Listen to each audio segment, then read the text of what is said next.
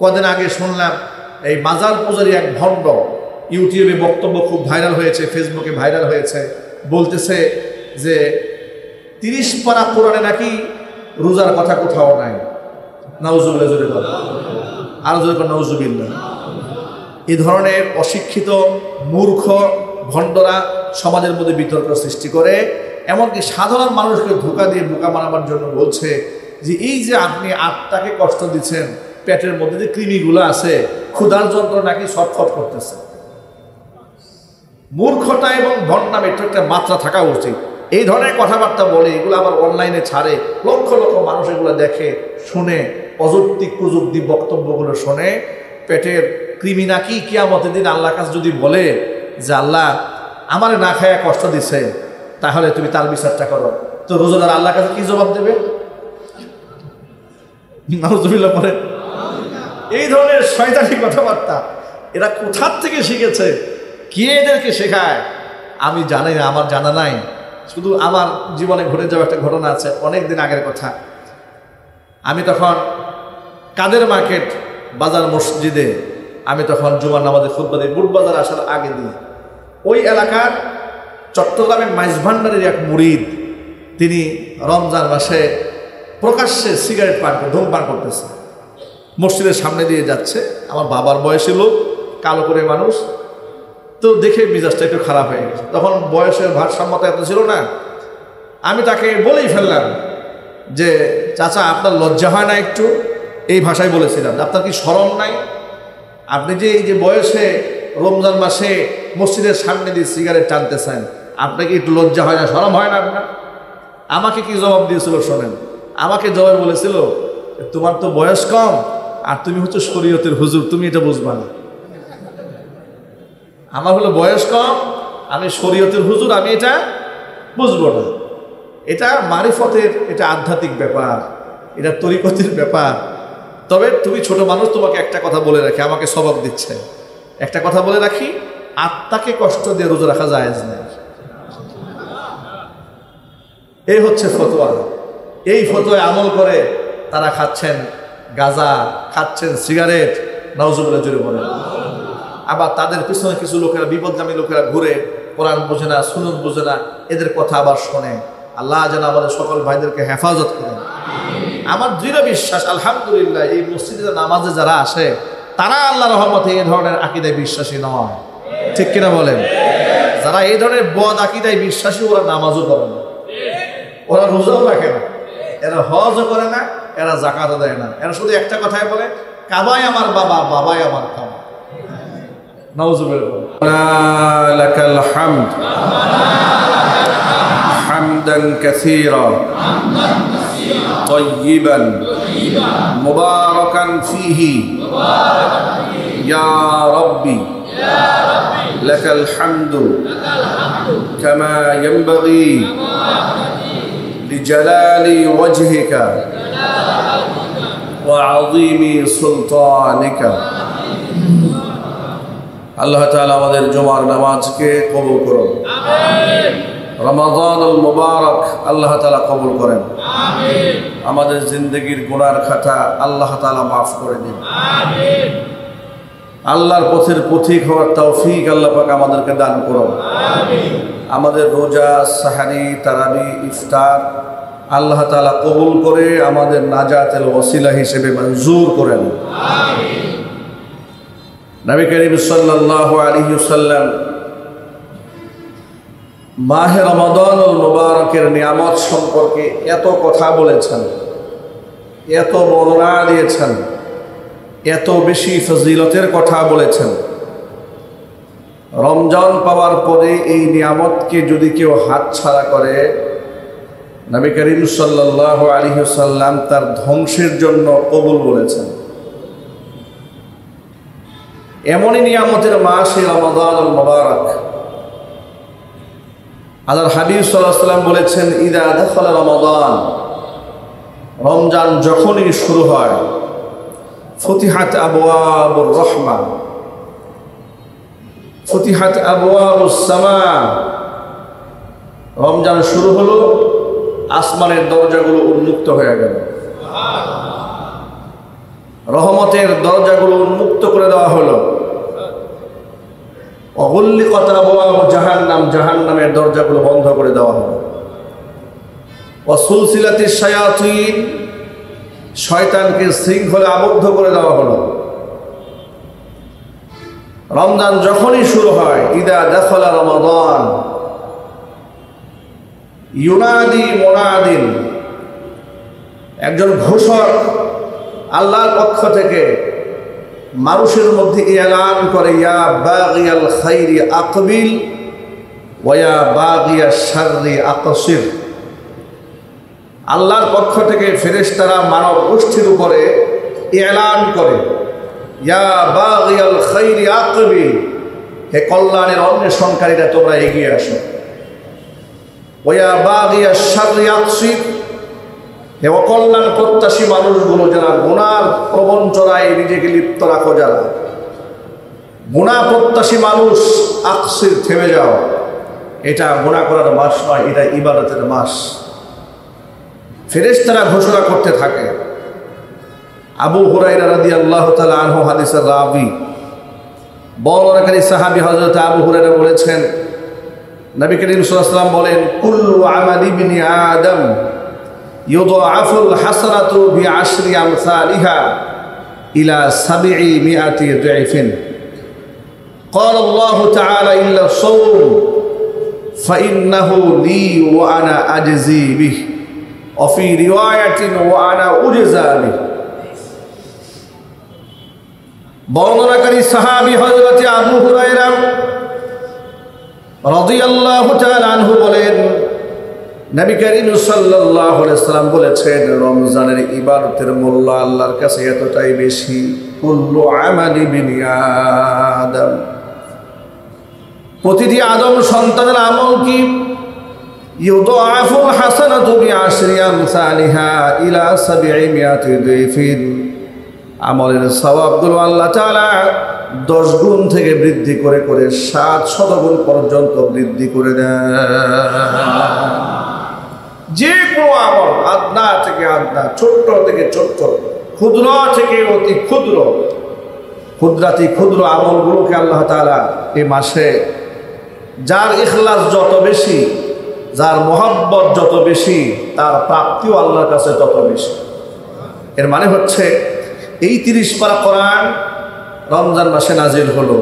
এর তেলাওয়াতের গুরুত্ব রমজানে অপরিসীম। প্রত্যেক রমজানে জিবরাইল আলাইহিস সালাতু ওয়াস সালামকে নবী করিম সাল্লাল্লাহু আলাইহি ওয়াসাল্লাম তার উপর নাজিলকৃত কোরআনের যতটুকু অংশ ছিল, প্রত্যেক রমজানে এটা জিবরাইলকে মুখস্থ করে শোনাতেন। জোরে বলেন আল্লাহু আকবার। দাওর করতেন, আবার জিবরাইল রাসূলকে শোনাতেন, নবী করিম সাল্লাল্লাহু আলাইহি ওয়াসাল্লাম জিবরাইলকে শোনাতেন।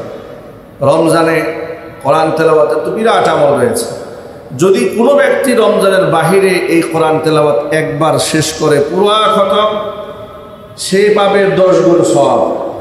রমজানের বাহিরে, রমজানের ভিতরে যদি সে 1 খতম কোরআন করে, আর সেই কোরআনের তেলাওয়াতের মোহাব্বত, ভালোবাসা, আন্তরিকতা, ইখলাস, সওয়াব প্রাপ্তির আশা যদি একেবারে অকুণ্ঠ থাকে, তাহলে 1 খতমের বিনিময়ে সে 10 খতম সওয়াব পাবে না, 700 খতম করলে যে সওয়াব হতো, বান্দার আমলনামা আল্লাহ সেই সওয়াব লিখে দেবেন।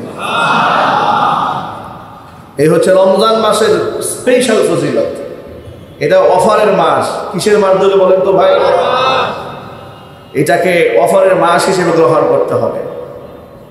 দুনিয়াবি কোনো অফার দেওয়া হলে কোনো কোম্পানির পক্ষ থেকে লোকেরা ঝাঁপিয়ে পড়ে লুফে নেওয়ার জন্য। মেগা শপগুলোতে, মেগা মলগুলোতে সেখানে 10%, 20% যখন ছাড় দেওয়া হয়, ডিসকাউন্ট যখন লিখে দেওয়া হয় ডিসপ্লেতে, দেখবেন কাস্টমারের ভিড় পড়ে যায়, ঠিক না? মেগা মলে যদি সামান্য ডিসকাউন্ট, এবং এটা খুবই ক্ষণিকের, আবার ডিসকাউন্ট সব পণ্যে দেওয়া হয় না, সেখানে দেখবেন সবচেয়ে নিম্নমানের প্রোডাক্টগুলোতে অচল, অকেজু, 2 বছর 3 বছর পরে আছে, কেউ নিচ্ছে না, কিংবা জোড়া মিলছে না, সাইজ মিলছে না, এগুলোর মধ্যে প্রোডাক্টে ছাড় দিয়েছে। সেটা নেওয়ার জন্য লোকেরা হুমড়ি খেয়ে পড়েছে। আর রমজান মাস এটা আখিরাত প্রাপ্তির এমন এক মাস, যে এই মাসে আল্লাহ তাআলা প্রতিনিয়ত বান্দাকে ক্ষমা করতে থাকেন। কত সংখ্যক বান্দাকে আল্লাহ ক্ষমা করেন এর হিসাব একমাত্র আল্লাহ পাকের কাছেই জানা আছে। কত সংখ্যক মানুষকে মাসে আল্লাহ তাআলা ক্ষমা করে দেন। এই মাসে কোনো বান্দা যদি একটি টাকা দান করে আল্লাহর পথে, যদি মোহাব্বত বেশি থাকে, সে 700 গুণ সওয়াব পাবে। আর চিৎকার দিয়ে বলেন সুবহানাল্লাহ। এর মাসে দানের হাতকে সম্প্রসারণ করতে হবে। দানের ক্ষেত্রে কৃপণতা করা যাবে না। আল্লাহর হাবিব বলেন, সেটা যে কোনো আমল হোক, সে নফল ইবাদত, কোরআন তিলাওয়াত, তাসবিহ তাহলিল, জিকির আজকার, দান, সাদাকা, মানুষের সহযোগিতা কিংবা ভালো পরামর্শ, যে আমলই বান্দা করুক না কেন সব পাবে 700 গুণ। মাঝখান থেকে আল্লাহ রাব্বুল আমিন বলেন, ক্বালাল্লাহু তাআলা, তবে হ্যাঁ হুজুর বলেন, আল্লাহ তাআলা বলেছেন ইল্লা সাওম, রোজার বিষয়টা কিন্তু ভিন্ন। এটা আবার তোমরা গুলায় ফেলো না যে রোজা মনে হয় এক রোজার বিনিময়ে 700 সওয়াব দেওয়া হবে, 700 গুণ দেওয়া হবে। বিষয়টি এমন নয়। পৃথিবীর সমস্ত ইবাদতের প্রাপ্তিগুলো, পরিমাণগুলো কি হবে কোরআন সুন্নাহর মধ্যে পাওয়া যায়। যেমন হজের ব্যাপারে এসেছে, মান হাজ্জা লিল্লাহি ফালাম ইয়ারফুথ ওয়ালাম ইয়াফসুক রাজাআ কায়াউমিন ওয়ালাদাতুহু উম্মুহু। কোনো ব্যক্তি যদি একমাত্র আল্লাহর জন্য হজ করে আর হজের মধ্যে কোনো প্রকার পাপাচারের মধ্যে সে নিয়োজিত না হয়, বাজে কোনো কথাবার্তা গালিগালাজ সে না করে, হজ প্রাপ্তির বিনিময়ে জান্নাতির এমনভাবে তার জন্য ওয়াজিব হয়ে যাবে। আর এমন অবস্থায় সে হজ থেকে ফিরে আসবে যেমন সদ্য তার মা জমিনে তাকে ভূমিষ্ঠ করেছে। সব একটা প্রাপ্তি, একটা ঘোষণা দেওয়া হলো। যেমন হাজ্জুম মাবরুর লাইসা লাহু জাযাউন ইল্লাল জান্নাহ, মাবরুর হজ প্রাপ্তি একমাত্র জান্নাত। এরকম কিছু কিছু ঘোষণা করা হলো। রোজার বিষয়টা কি? রোজার বিষয় এসেছে কাল আল্লাহ তাআলা, আল্লাহ বলেন ইল্লা সোম, রোজার বিষয়ে প্রাপ্তিটাকে তোমরা আন্দাজ করতে যেও না। এটা অনুমান ভিত্তিক কিছু বিষয়, কোনো বিষয় নয়। কারণ ফাইন্নাহু লি ওয়া আনা আজজি বিহ, বান্দা রোজা রাখে একমাত্র আমি আল্লাহর জন্য। বান্দা যেহেতু আমার জন্য রোজা রাখে, এখানে লৌকিকতার কোনো সুযোগ থাকে না। ইয়াদাউ তাআমাহু ওয়া শাহাওয়াতাহু লিআজলি, সে স্ত্রী সহবাস ছেড়েছে আমার কারণে, পানাহার ছেড়েছে আমার কারণে। সুতরাং প্রাপ্তি বিনিময়টা আমি আল্লাহ নিজ হাতে প্রদান করব। সেটা কি প্রদান করব, এটা আমার কাছেই থাকলো। এটা আমি বান্দাকে কিয়ামতের দিন পোষায় দেব। চিৎকার দেবেন আল্লাহু আকবার। ওয়াফি রিওয়ায়াতিন ওয়া আনা উজজা বি, আরেকটি বর্ণনার মধ্যে এরকম পাওয়া যায় যে রোজার বিনিময় আমি আল্লাহ নিজে বান্দার জন্য হয়ে যাব। রোজা এটা বিরাট প্রাপ্তির ইবাদত। এটা আমাদের জন্য ফরজ করা হয়েছে। রোজা রাখা কি সুন্নত না ফরজ? মুসলমান আকেল বালেগ, হোক সে নারী কিংবা হোক সে পুরুষ, সুস্থ এবং মুকিম যদি হয়, তাহলে অবশ্যই নিয়তের সাথে সুবহে সাদেক থেকে শুরু করে সূর্যাস্ত পর্যন্ত পানাহার, স্ত্রী সহবাস থেকে বিরত থাকতে হবে। সাথে সাথে রোজা ভঙ্গকারী যতগুলো কাজ আছে সব কাজ থেকে বিরত থাকতে হবে, তাহলেই তা রোজা বলে গণ্য হবে। কিন্তু এই রমজানের রোজাকে শুধু না খেয়ে থাকাটা আমরা সাধারণত রোজা মনে করি। শিশুকাল থেকে আমরা দেখে এসেছি যে রমজান মাসে রোজা রাখে, এটা একটা রোজার একটা আনুষ্ঠানিকতা মুসলিম সমাজে দীর্ঘদিন ধরে চলে এসেছে। আলহামদুলিল্লাহ, সবাই বলুন আলহামদুলিল্লাহ। এটা একটা পজিটিভ সাইন, এটা ভালো দিক যে আমাদের সমাজের লোকেরা রোজাকে যথেষ্ট শ্রদ্ধা করে, সম্মান করে। ব্যতিক্রম তো কিছু লোকজন আছে, আল্লাহ পাক তাদেরকে হেদায়েত দান করুন। জোরে বলুন আমিন। রমজান মাস এসেছে, রোজার বিনিময়টা আল্লাহ পাক দেবেন নিজ হাতে। কিন্তু রমজান মাস কাদের জন্য? কারা এটাকে ফরজ হিসেবে পালন করবে?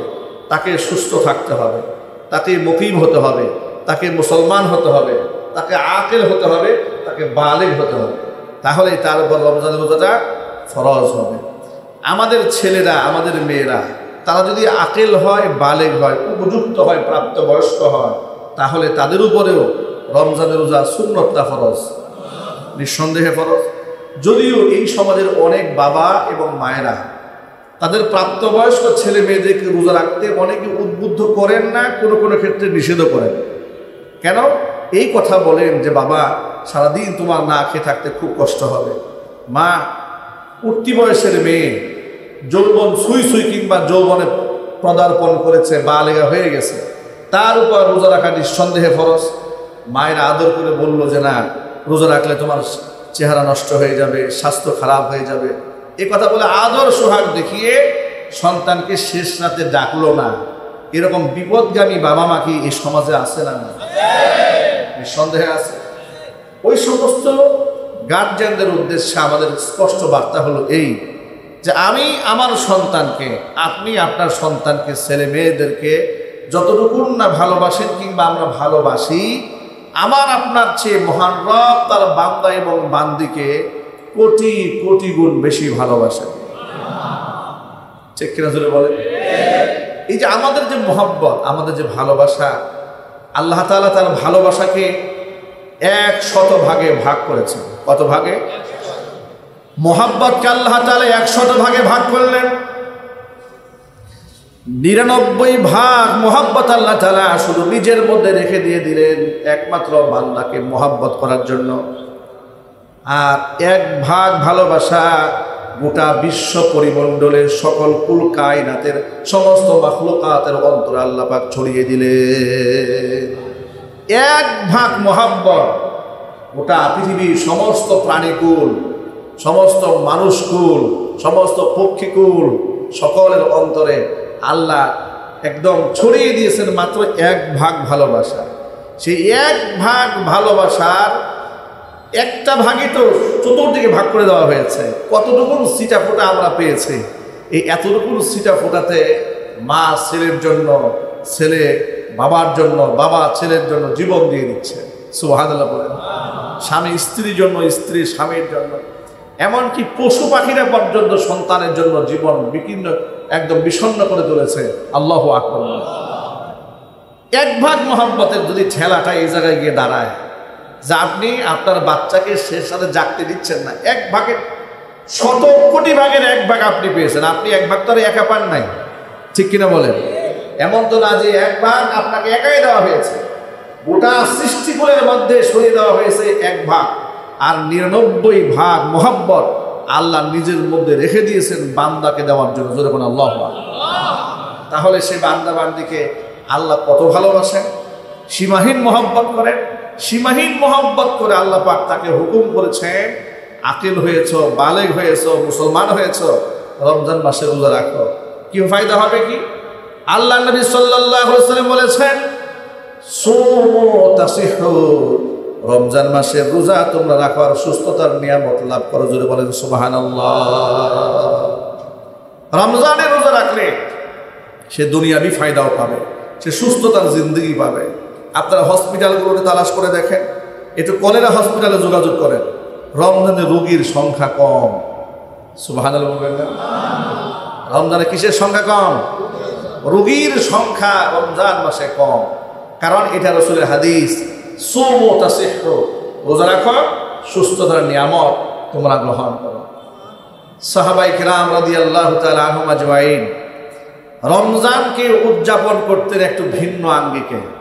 কোনো কোনো বর্ণনার মধ্যে এসেছে ওমরে ফারুক রাদিয়াল্লাহু তাআলা আনহু 2 জন ব্যক্তিকে রমজানে তারাবির নামাজের ইমামতির দায়িত্ব দিতেন। একজন হচ্ছে উবাই ইবনে কাব রাদিয়াল্লাহু তাআলা আনহু, আরেকজন হচ্ছে তামিম আদ-দারি রাদিয়াল্লাহু তাআলা আনহু। এই 2 জনকে তারাবির নামাজের ইমামতির দায়িত্ব দিতেন। আর এই 2 জনে এক এক রাকাতে কম করে হলেও 100 আয়াত করে তেলাওয়াত করতেন। আরো আস্তে সুবহানাল্লাহ বলেন। আমি হতবাক হয়ে যাই, তাদের যুগে ফ্যান ছিল না, বৈদ্যুতিক লাইট ছিল না, মরু প্রান্ত, মরু অঞ্চল, মরু দেশ, একেবারে গরমে, তাপে, উষ্ণতায় অন্তত ত্রাহি ত্রাহি করত। এক ফোঁটা পানির জন্য। সেই জমানায় একটা মাত্র খেজুর খেয়ে ইফতার করে, একটা মাত্র খেজুর দিয়ে সাহারি করে সারাদিন রমজানে রোজা রেখে এশারের নামাজে দাঁড়িয়ে প্রতি রাকাতে 100 আয়াত করে তেলাওয়াত করতেন। আর সেই তেলাওয়াত তো আমাদের মতো পাইকারি তেলাওয়াত না, ঠিক কিনা বলে? তেলাওয়াত করতে করতে অবস্থা এমন হতো, সাহাবায়ে কেরাম বলেছেন তাদের দুজনের নামাজের ইমামতিতে যখন জামাত শুরু হতো তখন তাদের ইমামতির সেই 20 রাকাত নামাজ শেষ হতো যখন একেবারে ফজরের ওয়াক্তের কাছাকাছি তাহাজ্জুদের সময় ঘনায় আসতো, তখন নামাজ শেষ হতো, এর আগে নামাজ শেষ হতো। চিৎকার দেখুন সুবহানাল্লাহ। মানে সাহারি খাওয়ার সামান্য সময়টা রেখে বাকি পুরো সময়টাকে এইভাবেই তারা নামাজে কাটিয়ে দিত।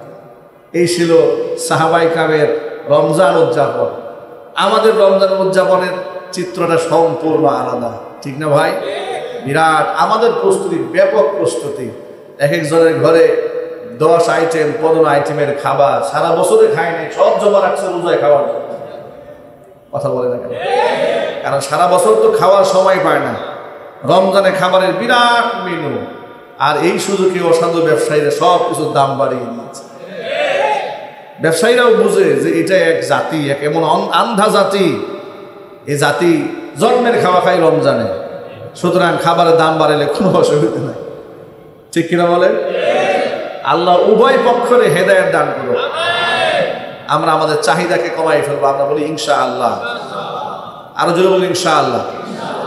মানুষ আঞ্চলিক একটা কথা আছে যে অভ্যাসে দাস। শরীরকে আপনি যেভাবে গড়বেন শরীর ঠিক সেভাবেই গড়বে। আমার মনে আছে আমি ঢাকাতে ছাত্র জীবনে 2001 সালে হাজারীবাগ আনোয়ারুল উলুম বটতলা মাদ্রাসাতে প্রথম বর্ষে হিফজ শেষ করে ভর্তি হওয়ার জন্য যাচ্ছে। হাজারীবাগ ট্যানারি মোড় যখন পার হচ্ছি, ট্যানারি মোড়ের ট্যানারির যে দুর্গন্ধ, এটা নাকে আসা মাত্র অবস্থায় এত বেগতিক হলো যে আমার চোখ থেকে পানি ঝরা শুরু হলো, মনে হচ্ছে চোখ দিয়ে রক্ত বের হয়ে যাবে। বমি এমনভাবে হওয়া শুরু হলো যে কোনোভাবে আমি থামাতে পারতেছি না। একদিক থেকে বমি হচ্ছে, একদিক দিয়ে চোখ থেকে পানি ঝরতেছে। পানি ঝরেও যে আবার মুহূর্তে ভালো হয়ে যাচ্ছে তা তো না, কারণ পুরো এলাকা জুড়ে দুর্গন্ধ। আমি তাকে দেখি দিব্যি, আমি করতেছি বমি, আর পাশে লোকেরা দিব্যি খানা খাচ্ছে, কারো মুখে কোনো মাছ নাই, কিচ্ছু নাই, দিব্যি খাবার দাবার খাচ্ছে, ঘুরে বেড়াচ্ছে, স্বাভাবিক জীবনযাপন করতেছে। তো সেখান থেকে বের হয়ে যাওয়ার পরে এলাকার স্থানীয় লোকদেরকে জিজ্ঞেস করলাম যে তারা সেখানে এইভাবে স্বাভাবিক জীবনযাপন কী করে করে। তারা বলল, হুজুর মানুষ তো অভ্যাসে দাস। তারা এগুলা শুকতে শুকতে অভ্যাসটা এমন হয়ে গেছে যে তাদের কাছে কোনো দুর্গন্ধ আর দুর্গন্ধই মনে হয় না। যদি যারা আতরের দোকানে চাকরি করে এদেরকে এখানে আনলে যারা দমবন্ধ হয়ে মারা যাবে, আর এদেরকে যদি আপনি খুশবুর দোকানে নেন ওরা দমবন্ধ হয়ে মারা যাবে। কথা ঠিক নেবে, ঠিক বলে? আমি এখান থেকে আপনাদেরকে মেসেজ দিতে চেয়েছি, আমাদের দেহটাকে আল্লাহ তাআলা এমন একটা মেকানিজমে তৈরি করেছেন, আপনি এটাকে যেভাবে সেট করবেন আল্লাহ তাআলা আপনার জন্য দেহটাকে সেভাবে মুওয়াফিক বানায় দেবেন। সুবহানাল্লাহ বলেন। এই যে রিক্সাওয়ালা ভাইরা দিনের বেলায়, আপনার এখন তো অটো বেশি হয়ে গেছে, পায়ে প্যাডেল করে যে রিক্সাগুলো চালানো হয়, আমি এরকম আমার বাস্তবে অনেক মানুষকে দেখেছি রিক্সা চালাচ্ছে কিন্তু রোজাদার। কি নাই ভাই সমাজে? রিক্সা চালক রোজাদার, দিনমজুর রোজাদার, কৃষক, শ্রমিক, কুলি, মজুর, ঠেলাওয়ালা রোজাদার, গার্মেন্টস শ্রমিক রোজাদার, আছে না নাই? আরো জোরে বলেন। হজের সফরে আল্লাহ তাআলা যখন নিয়েছিলেন, আমরা হজের সফরে, তখন আমার বয়স আরো কম ছিল, 2013 সালের কথা। আর অনেক লম্বা সময়, 11 বছর পার, 14 আপনার কত বছর হয়ে গেল? প্রায় 12 বছর পার হয়ে গেল। এই যে 12 বছর আগের কথা, তখন আমার স্বাস্থ্যটা এত ভারী ছিল না, আরো হ্যাংলা পাতলা ছিলাম, চলাফেরা আরো সহজ ছিল আমাদের জন্য। আমাদের সাথে এক ভদ্রলোক হজ করেছে তার মাকে নিয়ে। তো মাকে নিয়ে যখন হজ করেছে, মিনা থেকে যখন জামারাতে পাথর মারতে যেতে হয়, আপনারা হজের সফরে যারা গিয়েছেন অভিজ্ঞতা আছে, লম্বা একটা পথ হেঁটে গিয়ে পাথর মারতে হয়। উনি ওনার এক মাজুর মাকে নিয়ে হজে গেলেন। ঢাকাতে জেনারেল শিক্ষিত একজন মানুষ, খুবই সুসভ্য ভদ্রলোক। ওনার মাকে হুইল চেয়ারে ঠেলতে হয়, আর আমরা চলি খালি পাই এমনিতে একা সিঙ্গেল। আমরা দেখেছি উনি ওনার মাকে যে হুইল চেয়ারে ঠেলতেছে, কোথাও উঁচু জায়গা আছে, কোথাও নিচু জায়গা আছে, কোথাও পাহাড়ি এলাকা আছে, এই ঠেলতে ঠেলতে ঠেলতে ঠেলতে আমরা যে সিঙ্গেল মানুষ হাঁটতে হাঁটতে হাঁপিয়ে যাচ্ছি, কোনো জায়গায় বসে পড়তেছি। উনি ওনার মাকে নিয়ে হুইল চেয়ারে ঠেলতে ঠেলতে আমাদের আগে পাথর মারতে চলে যাচ্ছে। আরো যদি বলেন সুবহানাল্লাহ। এরকম কয়েকবার হয়েছে, দেখেছি যে জামানাতে পাথর মারে এসে আমরা আসতেছি, আমাদের আগে উনি পাথর টাথর মেরে ওনার মায়ের হুইল চেয়ার নিয়ে ঠেলে আমাদের তাবুতে ঢুকে গেছে। তা আমি মাঝে মাঝে ওনার মায়ের হুইল চেয়ারটা নিজে আমি তাকে বলতাম যে ভাই, মাটা বৃদ্ধা মানুষ, যে আপনি আমাকে একটু দেন, আমি একটু হুইল চেয়ার ঠেলি। উনি খুব আনইজি ফিল করতেন, একটু বিব্রত বোধ করতেন যে আমাদের কাফেলার মুআল্লিম, আমাদের হুজুর, আমাদের শিক্ষক, তিনি আমার মায়ের চেয়ার হুইলটা ঠেলবেন, এটা খারাপ লাগে। ওরা সুযোগ পেলে আমাদের টাওয়েলটা এগিয়ে দেয়, ওজুর পানিটা এগিয়ে দেয়। আমি চাইছি হুইল চেয়ার ঠেলতে, দিচ্ছে না। আমি বললাম যে ভাই, আপনি তো অনেক সওয়াব কামাচ্ছেন, আমি একটু হেল্প করি আপনাকে হজের সফরে, এটা আমার জন্য একটা সওয়াবের কাজ হবে, আমার একটা মানসিক তৃপ্তির কারণ হয়ে দাঁড়াবে। তিনি আমাকে দিলেন। আমি ঠেলে দেখলাম যে বেশ কষ্ট হচ্ছে। আমি উপলব্ধি করলাম যে আমার কাছে বেশ ভারী বোঝা। আর মনে মনে ভাবতেছি, এই ভদ্রলোক এত লম্বা সময় এই সফরে সে সাই করছে হুইল চেয়ার ঠেলে, তাফ করছে হুইল চেয়ার ঠেলে। আমরা নিচতলাতে তাফ করি, হুইল চেয়ারটা উপরের ফ্লোরে বিরাট লম্বা জায়গা নিয়ে হুইল চেয়ারটা সফর করতে হয়, উনি সেটা তাফ করতেছে।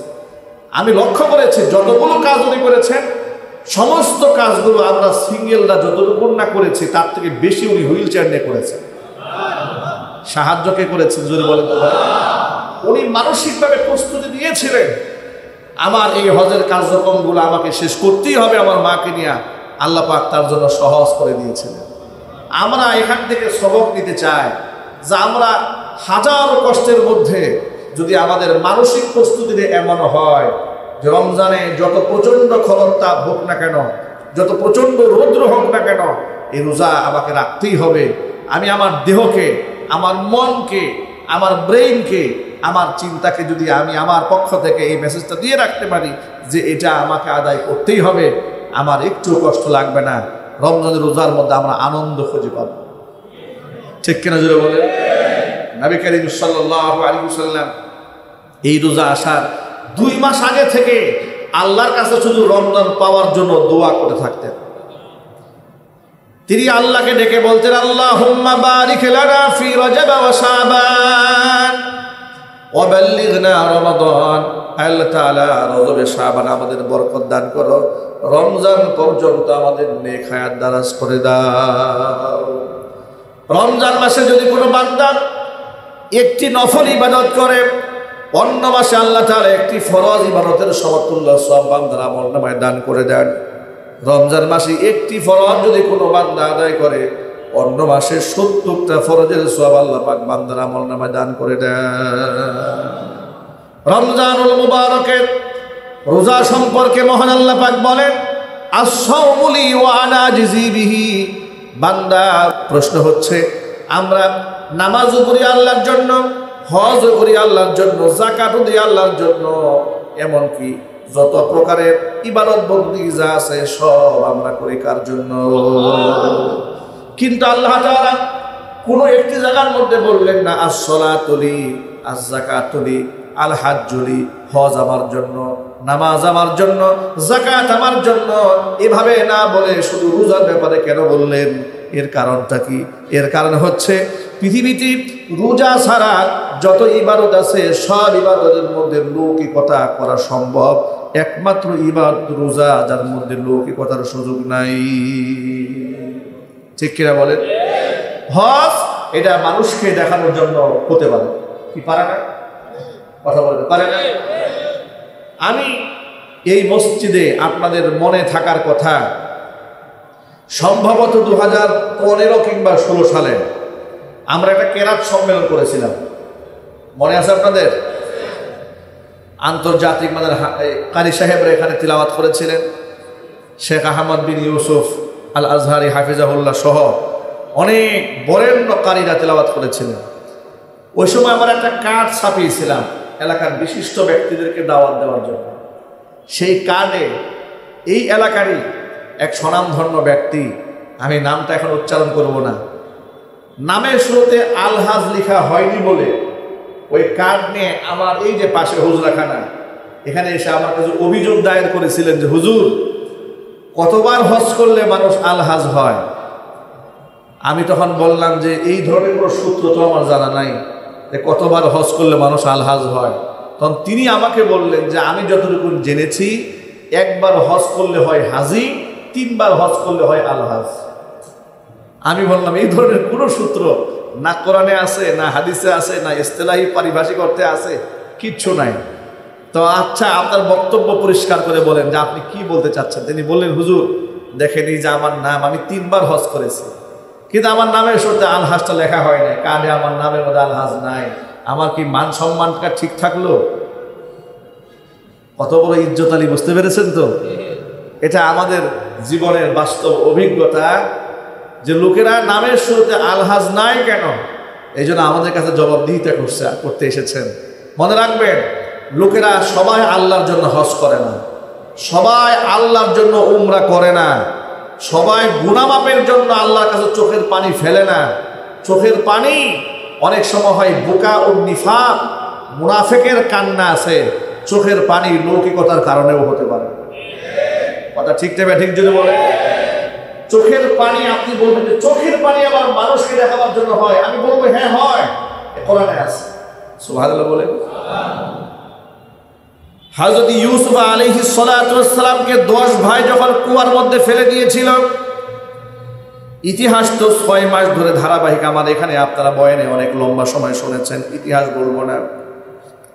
ষড়যন্ত্র করে 10 ভাই মিলে যখন তার ভাই ইউসুফ আলাইহিস সালাতু ওয়াস সালামকে কূপের মধ্যে ফেলে দিল, তখন সন্ধ্যাবেলা বাবার কাছে তারা আসলো। ভাইরা এসে কি বললো শোনেন। সন্ধ্যাবেলা 10 ভাই বাবার কাছে এসেছে। ওয়াজাউ আবাহুম ইশাআন ইয়াবকুন, কাঁদতে কাঁদতে বাবার কাছে আসছে, চোখের পানি ফেলতে ফেলতে আসছে। নাউজুবিল্লাহ বলেন। এই যে কান্না করলো ভাইরা, এটা আসল কান্না? কথা বলে জোরে বলতে হবে। এই যে ওয়াজাউ আবাহুম ইশাআন ইয়াবকুন, এরা বাবার কাছে আসছে কাঁদতে কাঁদতে, কেঁদে কেঁদে এসে বলছে, বাবা ইন্না যাহাবনা নাস্তাবিক, আমরা একটু দৌড়ে অ্যাডভান্স করছিলাম, দৌড়দৌড়ি খেলা করছিলাম, এমন সময় আমরা অনেক দূর এগিয়ে গিয়েছিলাম, এমন সময় ইউসুফকে বাঘে খেয়ে ফেলেছে। আর আপনি তো আমাদের কথা বিশ্বাস করবেন না, আমরা যতই সত্যবাদী হই আপনি আমাদের কথা বিশ্বাস করবেন না। মানে এক্সট্রা একটা কথা বলে ফেলেছে যাতে করে বিশ্বাসযোগ্যতা পায়। এই যে চোখের পানি তারা ফেললো বাবার সামনে, এটা কি আসল পানি? আরো চিল্লায় বলেন, ধোকার পানি। ঠিক কিনা বলেন? ওয়াজাউ আবাহুম ইশাআন ইয়াবকুন, বাচ্চারা ছেলেরা কাঁদতে কাঁদতে বাবার সামনে আসছে, কেঁদে কেঁদে মিথ্যা কথা বলছে। আমাদের দেশেও বিচারকের সামনে দাঁড়িয়ে অনেক সাক্ষী চোখের পানি ছেড়ে মিথ্যা সাক্ষী দেয় 500 টাকা পাওয়ার জন্য, 5000 টাকা পাওয়ার জন্য। কথা ঠিক নেবে, ঠিক বলে। এই জন্য সব চোখের পানি দেখে আল্লাহ বলা ভাবার কোনো কারণ নাই যে বাহ বিরাট আল্লাহ চোখের পানি ফেলতেছে না। অনেক মুনাফিকের কান্না, সেটা হচ্ছে বুকা ও নিফাক। দুনিয়ার স্বার্থে এরা চোখের পানিও ফেলতে জানে, এই অভিনয়টা তারা করতে জানে। কথা বলতে হবে, ঠিক নেবে, ঠিক বলে। সুতরাং ভাইরা আমার, লোকেরা নামাজ পড়তে পারে মানুষকে দেখাবার জন্য, হজও করতে পারে মানুষকে দেখাবার জন্য, দানও করতে পারে মানুষকে দেখাবার জন্য। গাজীপুরের পার্শ্ববর্তী এলাকা, গাজীপুর জেলার কালীগঞ্জ উপজেলাতে একটা মাহফিল করেছিলাম আজ থেকে 7-8 বছর আগে। আখেরি মোনাজাত যখন শেষ হলো মাহফিলের, কর্তৃপক্ষ একজন আমার পাশে স্টেজে দাঁড়িয়ে বলে, হুজুর আমাদের একটা ভুল হয়ে গেছে। কি ভুলে গেছে? যে মোনাজাত দেওয়ার আগে আমাদের একটা সিস্টেম ছিল এলাকাতে, যে এই মাহফিলে যে যে ব্যক্তি যত টাকা দান করেছে সেটা আদনা থেকে আদনা হোক, এমনকি যদি 100 টাকাও কেউ দান করে থাকে মাইকে তার নামটা ঘোষণা করতে হয়। আমি বললাম, যদি মাইকে তার নাম ঘোষণা না করা হয় তাহলে কি হবে নাকি? তারা বললেন, তাহলে পরের দিন সকালবেলা এলাকাবাসী আমাদের কাছ থেকে টাকা ফেরত নিয়ে যাবে। এটা আমার সাথে ঘটে যাওয়া একটা বিরাট অভিজ্ঞতা আমার জীবনের। এটা আমি সারা জীবন মনে রাখবো এটা কি ভোলার কথা? চিৎকার দিয়ে বলেন ভুলে যাওয়ার কথা এটা? জীবনে কত দান দেখেছি, এরকম দান 100 টাকা দিয়ে মাইকে নাম শুনতে হবে, তা না হলে কর্তৃপক্ষের কাছ থেকে টাকা ফেরত দেবে। মিয়া আমার নাম মাইকে আসলো না কেন? আমরা অনেক সময় দেখি 20 টাকা দিয়ে বারবার বলে হুজুর নামটা একটু বলেন আমাদের, মানে নামটা চাচ্ছে মাইকে অ্যানাউন্স হয়ে যায়। এই জন্য অনেক সময় জিহরি দান, প্রকাশ্য দান, এটা এর মধ্যে লৌকিকতার সম্ভাবনা থাকে। এই জন্য দান যত গোপনে দেবেন আল্লাহর কাছে সেটা তত প্রিয়। ঠিক কিনা বলেন? কোনো কোনো ক্ষেত্রে প্রকাশ্য দেওয়ার সব আছে, সেটা করতে আপনি মনে মনে ভাবলেন আমি যদি এখন গোপনে দেই অনেকেই নিরুৎসাহিত হচ্ছে, আমি প্রকাশ্যে দিলে আমাকে দেখে আরো 10 জন উদ্বুদ্ধ হবে। নিয়ত যদি এটা থাকে, আপনার তাকওয়ার লেভেল যদি এই জায়গায় থাকে যে আপনার লৌকিকতা হওয়ার ভয় নাই, সন্দেহ নাই, দিলের খবর কে জানেন? একটু যদি বলতে হবে দিলের খবর কে জানেন? এটা আপনি জানেন আর আপনার আল্লাহ জানেন। যদি আপনার মনের মধ্যে এতটুকু ধাক্কা আসে যাতে প্রকাশ্য দিলে সব আরো দেখতেছে, এলাকাবাসী বলবে হুজুর তো বিরাট দানবীর, বিরাট দানশীল, এই মনোভাব যদি মনের মনে থাকে তাহলে দান যা করছেন ওখানে শেষ। এটার কোনো ফায়দা নেই, বরং কোনো কোনো ক্ষেত্রে একটু সতর্ক হতে হবে। আল্লাহর হাবিব সাল্লাল্লাহু আলাইহি ওয়াসাল্লাম বলেছেন মান তাসাদ্দাকা ইউরাইন নাসি ফাকাদ আশরাক, যে ব্যক্তি মানুষকে দেখাবার জন্য দান করে সেই ব্যক্তি আল্লাহর সাথে শরীক স্থাপন করে। নাউজুবিল্লাহ বলেন। ওয়া মান সাল্লা ইউরাইন নাস ফাকাদ আশরাকা, যেই ব্যক্তি মানুষকে দেখাবার জন্য নামাজ পড়ে সেই ব্যক্তি আল্লাহর ইবাদত করে না, বরং আল্লাহর সাথে শিরিক করে। সুতরাং নামাজ মানুষকে দেখাবার জন্য হতে পারে, পারে কিনা জোরে বলেন, আরো জোরে বলেন। হজ মানুষের জন্য হতে পারে, লোকেরা আমাকে আলহাজ বলবে, হাজি সাহেব বলে ডাক দিবে, বাড়ির সামনে হাজি বাড়ি সাইনবোর্ড লাগবে, ইত্যাদি হতে পারে। আছে না নাই? আরো যদি বলেন। 3 নাম্বার, যাকাত দান সাদাকা মানুষকে দেখাবার জন্য হতে পারে। এলাকার মধ্যে মাইকিং করে দেয় অমুক বাড়িতে যাকাতের অর্থ বিতরণ করা হবে। ভণ্ডামির একটা সীমা থাকা উচিত। কথা বলেন না? আপনি যাকাত দেবেন কি মাইকিং করা খুব দরকার? চিৎকার দিয়ে বলেন। সাইনবোর্ড লাগাই দেওয়া খুব দরকার? আপনি কত টাকার যাকাত দেবেন? কয় হাজার কোটি টাকা দেবেন? আপনি কত হাজার কোটি টাকা দেবেন? গোপনে আপনি 1 রাত দিলেও আপনি গোষ্ঠী সহ দিতে পারবেন। কথা বলেন। আপনার বাড়ি সহ বিক্রি করে দেবেন, কেউ জানবে না। তো মাইকিং কেন করলেন? এলাকাবাসীকে দেখাচ্ছেন যে আমি বিরাট দানশীল, আমি যাকাত দেই প্রতি বছর, এগুলো দেখাচ্ছেন। আবার সিরিয়াল ধরাচ্ছেন যে সিরিয়াল ধরে কাপড় দিয়ে শাড়ি দিচ্ছি, এসব ভণ্ডামি বাদ দিতে হবে। কথা বলতে হবে, ঠিক কিনা বলেন? সব ভণ্ডামি। বিভিন্ন দোকানের মধ্যে লেখা থাকে এখানে যাকাতের শাড়ি পাওয়া যায়, যাকাতের লুঙ্গি পাওয়া যায়, যে দোকানে লেখা থাকবে কিচ্ছু কিনবেন না ভণ্ডের কাছ থেকে। এগুলো অসাধু ব্যবসায়ী। কিসের যাকাতের শাড়ি, কিসের যাকাতের লুঙ্গি? ইসলামের এই ভাগাভাগি পেয়েছেন কোথায় আপনি? যাকাতের শাড়ি লুঙ্গি। আমি চৌরাস্তাতে গিয়েছি গ্রামের মানুষের জন্য কিছু কাপড় টাপড় কেনার জন্য 2 বছর আগে। চৌরাস্তার এক বড় ব্যবসায়ী আমাকে বলে হুজুর আপনি গ্রামে যাকাত টাকাত দেন না? দেই তো হুজুর, আমার কাছে কিন্তু কম দামে যাকাতের ভালো কাপড় আছে। আমি বললাম মিয়া কম দামে যাকাতের ভালো কাপড় আছে মানে দাম কত? আমি তার ভিউটা নিচ্ছি, সে আমাকে আসলে কি রিভিউ দিচ্ছে এখান থেকে। তিনি বললেন হুজুর 300 টাকা দামের শাড়ি, কয় হাজার লাগবে বলেন, আমি দিয়ে দিব আপনাকে। আমি খুব অবাক হয়ে গেলাম, যেখানে 700-800 টাকার শাড়ি হলে একটা মানসম্মত কাপড় হয়, পরা যায়। 300 টাকা দিতে ভালো গামছাও পাওয়া যায় না। কথা বলেন। একটা ভালো গামছা কিনতে 400 টাকা লাগে, তো 300 টাকা দিয়ে আমাকে শাড়ি দিয়ে দিবি 12 হাতের কাপড়, তো সে তার মধ্যে কি সুতা থাকবে না রং থাকবে? থাকবে নাকি? কথা বলেন আপনারা, কি থাকবে বলেন? একটা সাইনবোর্ড থাকবে হুজুর একটা শাড়ি দিচ্ছে। ঠিক কিনা বলেন? এই ভণ্ডামি ছাড়া তার কিছু না। আমি তাকে বললাম যে না ভাই আমি এগুলো কিনি না, এক কাজ করেন আমাকে আপনি 900 টাকা দামের শাড়ি যেগুলো আছে শাহী প্রিন্টের এগুলো দেন। আমাকে বলে এগুলো দিয়ে আপনি কি করবেন? আমি বলছি এগুলো আমি গ্রামের গরিবদেরকে দেব।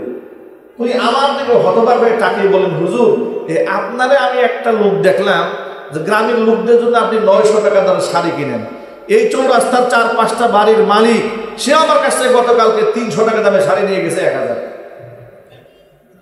আমাকে বলতে যে আমার কাছ থেকে সে 1000 শাড়ি রেখে 300 টাকা দিয়ে, আর আপনি শাড়ি কিনে 900 টাকা দিয়া আমি কয়জনকে দেবেন? আমি বললাম যে না, আমার অনেক লোক নাই, আমার কিছু লোকজন আছে, তারা সব আমার কাছে আত্মীয়স্বজনদেরকে দেব। আমি বুঝাবার জন্য বলি, মানুষ মানুষকে দেখাবার জন্য এই কাজগুলো করে বেড়াচ্ছে। কথা ঠিক না ঠিক বলে? এই পথে হাত দেবেন না। আপনি রমজান মাসে এই যে যাই দিলেন, 10 টাকা 5 টাকা 20 টাকা 100 টাকা যা দিলেন, যদি মনের মধ্যে এটাই থাকে লোকেরা আমাকে দেখলো, শেষ। আপনি আল্লাহর কাছ থেকে সওয়াব পাবেন তো দূরের কথা, আপনি আল্লাহর সাথে শরীক স্থাপন করলেন। আল্লাহ যেন আমাদের হেদায়েত দান করে, জোরে করে আমিন। এবার আপনারা বলেন, দান করবো কার জন্য? হজ করবো কার জন্য? যাকাত দেবো কার জন্য? যতটা লুকিয়ে পারি ততটা লুকিয়ে দেব, প্রকাশ্যে দেব না। আত্মীয় স্বজনকে মানুষের সামনে টাকা দেব না।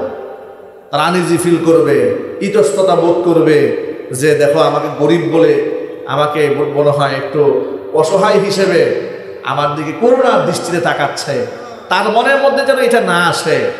আপনি এত সুন্দরভাবে তার কাছে হাদিয়া পৌঁছাবেন, উনি হাদিয়া পাওয়ার পরে খুশিও হবে, দোয়া করবেন, ওনার আত্মমর্যাদা বোধ যেন ঠিক থাকে। বলেন ইনশাআল্লাহ। ইনশাআল্লাহ বলেন। তাহলে দেখেন, নামাজ আল্লাহর জন্য হতে পারে, আবার মানুষকে দেখাবার জন্য হতে পারে, পারে কিনা? নামাজের উদাহরণটা দিই। নামাজের উদাহরণ হচ্ছে, সারা বছর নামাজ পড়ে না, সারা বছর নামাজ নাই, ফরজ নাই, সুন্নত নাই, ওয়াজিব নাই। নির্বাচন আসছে, চেয়ারম্যানের ইলেকশন কিংবা মেম্বারের ইলেকশন কিংবা মন্ত্রী এমপি ইলেকশন শুরু হয়ে গেছে এলাকায়।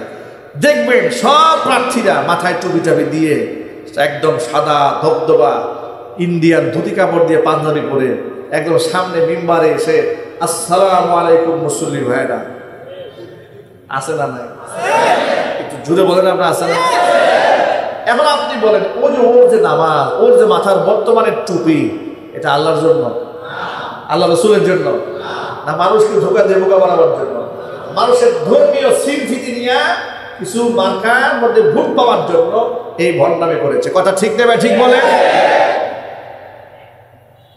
তাহলে নামাজ এরা আল্লাহর জন্য করে না, মানুষকে দেখাবার জন্য। এখানেও দুনিয়াবি স্বার্থ আছে। মানুষকে দেখাবার জন্য নামাজ হতে পারে, মানুষকে দেখাবার জন্য দানও হতে পারে, মানুষকে দেখাবার জন্য হজ হতে পারে, কিন্তু মানুষকে দেখাবার জন্য রোজা হতে পারে না। রোজা মানুষকে দেখানোর কি কোনো সুযোগ আছে নাকি ভাই?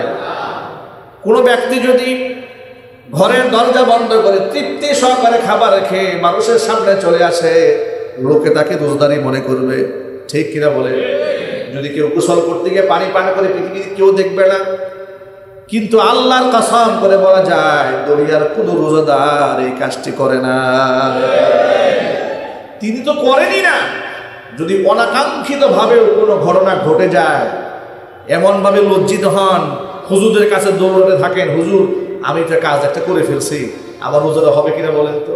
যেমন ছেলে বাদাম খাচ্ছে, বাবা পাশে বসে আছে, গল্পের ছলে ছেলের কাছ থেকে নিয়ে 2টা বাদাম খেয়ে ফেলছে। উনি যে রোজা রেখেছে এটা ওনার মনেই নাই। এরকম হয় না অনেক সময়? কিংবা রমজান মাসে রোজা সম্পর্কে মনে নাই, দুপুরবেলা ঘরে বসে ইচ্ছা মতো খানা টানা খেয়ে ফেলছে, লাঞ্চ করা শেষ, পেট ভরে খেয়েছে।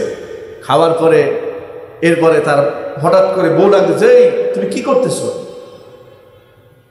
ইতিমধ্যে খাবার টাবার মোটামুটি খাওয়া শেষ হয়ে গেছে। এখন উনি খুব লজ্জাবোধ করলেন, রোজার মাসে কাজটা করলাম কি? তখন উনি দৌড়ে হুজুরের কাছে আসলেন, হুজুর আমি তো বলে মনে ছিল না আমি যে রোজা খানা খেয়ে ফেলেছি, আমার রোজাটা কি হবে? নবী করিম সাল্লাল্লাহু আলাইহি ওয়াসাল্লাম বলেছেন, মনে নাই ভুলে পেট পূর্তি করেও যদি খানা খায় তার রোজা ভাঙবে না, পরিপূর্ণ রোজার সওয়াব আল্লাহ পাক বান্দার আমলনামায় দান করেন। আল্লাহ রাসূল বলেন, আল্লাহ পাক তার বান্দাকে খাইয়েছে। সুবহানাল্লাহ। কে খাইয়েছে? আল্লাহ তার বান্দাকে খাইয়ে দিয়েছেন। এখানে তো আমাদের কিছু করার নাই। তার রোজা হয়ে যাবে, রোজার সওয়াব হয়ে যাবে।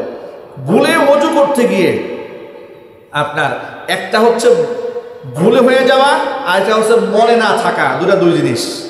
ভালো করে শোনেন।